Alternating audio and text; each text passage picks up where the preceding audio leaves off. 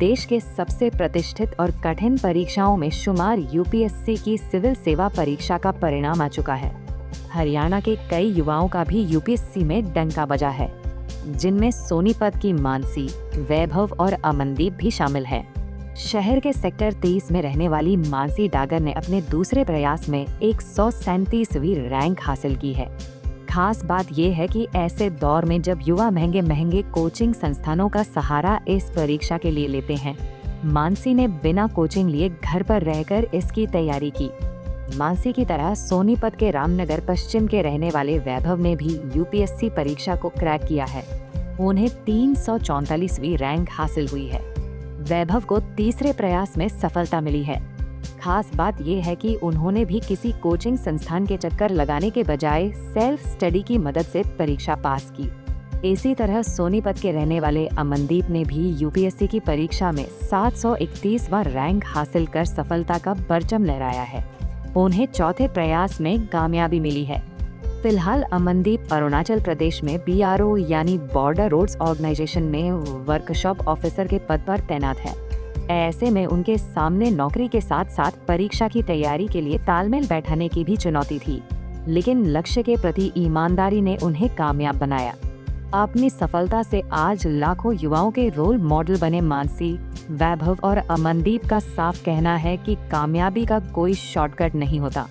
इसका एक ही फॉर्मूला है सही दिशा में की गई मेहनत। जी, मेरा इस यूपीएससी सीएससी 2025 में 137th रैंक आया है। कितनी मेहनत प्रतिदिन करनी पड़ी इसको पाने में? जी, मेहनत तो बहुत करनी पड़ती है। लगभग 6 से 8 घंटे रोज़ पढ़ना पड़ता है।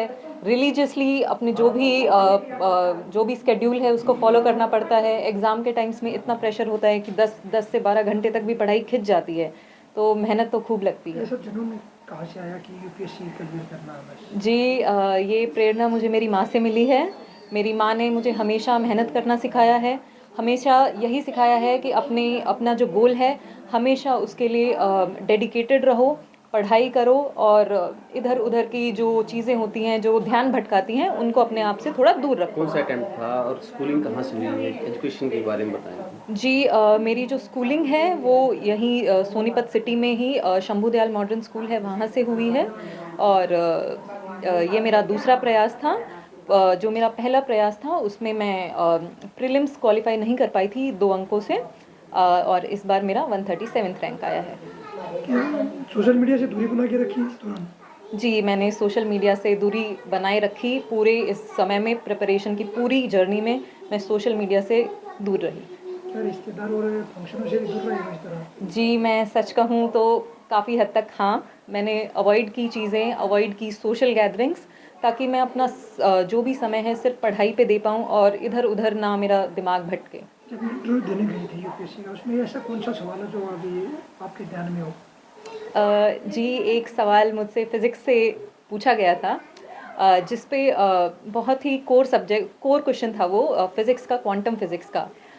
वो क्वेश्चन जिन्होंने पूछा था और जो मैं थी, वो उसका जवाब सिर्फ हम ही दोनों को समझ आ रहा था। तो उसमें चेयरमैन सर ने बीच में इंटरप्ट किया और बोले कि मानसी, आप जो ये बोल रही हैं यहाँ पे किसी को समझ नहीं आ रहा है।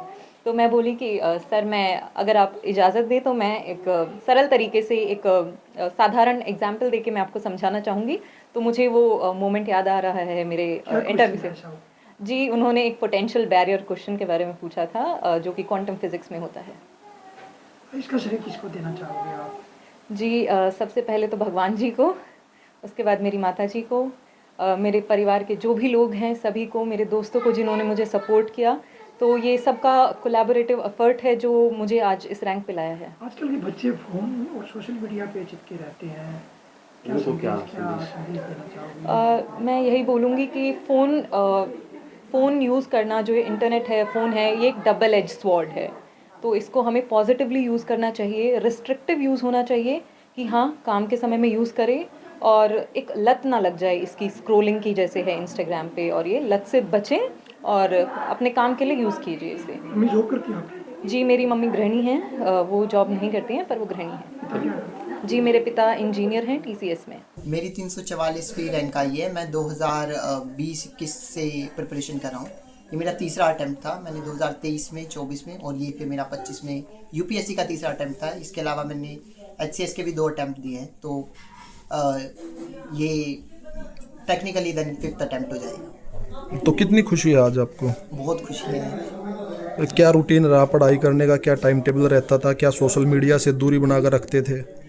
सोशल मीडिया को थोड़ा सा लिमिटेड यूज़ था, एक तो क्योंकि क्लासेस वगैरह है उसके लिए भी ज़रूरी है, तो विदाउट सोशल मीडिया आपको क्लासेस आप नहीं कर सकते, तो उसके लिए मैंने यूज़ भी किया है। ऐसा नहीं है कि बिल्कुल ही कट ऑफ था, लेकिन हाँ बहुत लिमिटेड सा यूज़ था। उसके अलावा लगभग वही 3-4 साल हो गए हैं, जैसे मैंने बताया 2021 के आसपास से, तो 5 साल हो गए, तो 5 साल प्रिपरेशन में लगभग 5 साल की मिनिमम प्रिपरेशन फिर मैंने अभी इसमें दी है। एजुकेशन कहाँ से रही है, स्कूलिंग कहाँ से रही है?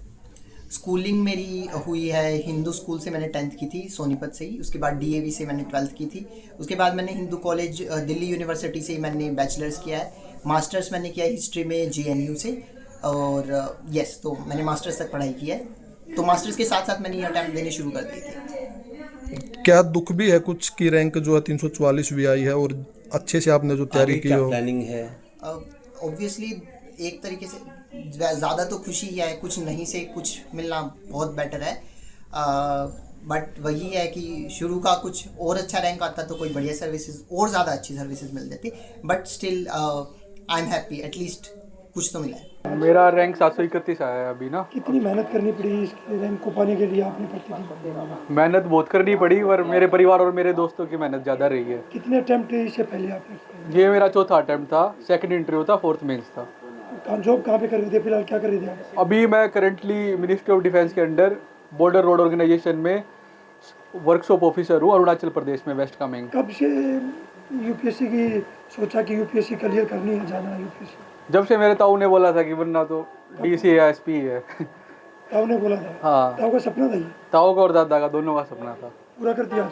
स्कूली पढ़ाई कहाँ से की आपने? स्कूल मेरा हिंदू विद्यापीठ था, और फिर मैंने B.Tech की थी दिल्ली टेक्नोलॉजिकल यूनिवर्सिटी से।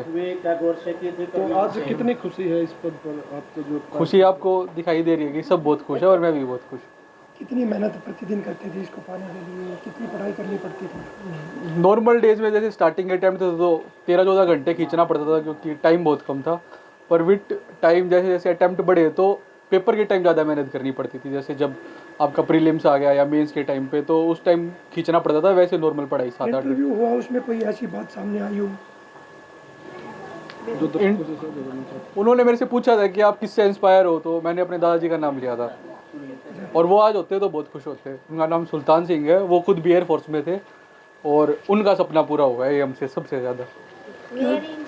किसका श्रेय किसको देना चाहोगे? इसका श्रेय मैं अपने परिवार को ही देना चाहूँगा, और इसका श्रेय किसको देना चाहोगे? मैं अपने परिवार को और अपने दोस्तों को देना चाहूँगा। 4 अटैम्प्ट आपने दिए, 3 अटैम्प्ट इससे पहले किए हैं, कभी सोचा नहीं कि पीछे हट जाऊँ? अब तो काफ़ी परेशान हो चुका हूँ। परेशान नहीं, वो डंडी चीटी वाली बात होती है कि 100 बार फिसलती है, फिर चलना पड़ता है, एक बार तो मिल जाती है मंजिल। युवाओं को क्या संदेश देना चाहोगे जिस तरह से 4th अटैम्प्ट क्लियर किया?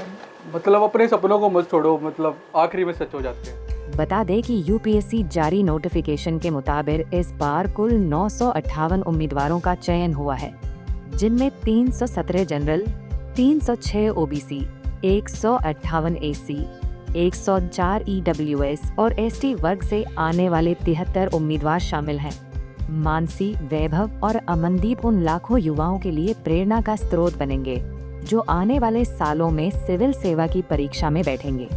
सोनीपत से सन्नी मलिक, पंजाब केसरी TV। हमसे जुड़े रहने के लिए हमारे YouTube चैनल को सब्सक्राइब करें और नई वीडियो की नोटिफिकेशन के लिए बेल आइकॉन को दबाएं। अगर आप ये वीडियो Facebook पर देख रहे हैं तो लाइक जरूर करें और ज्यादा से ज्यादा शेयर करें। धन्यवाद।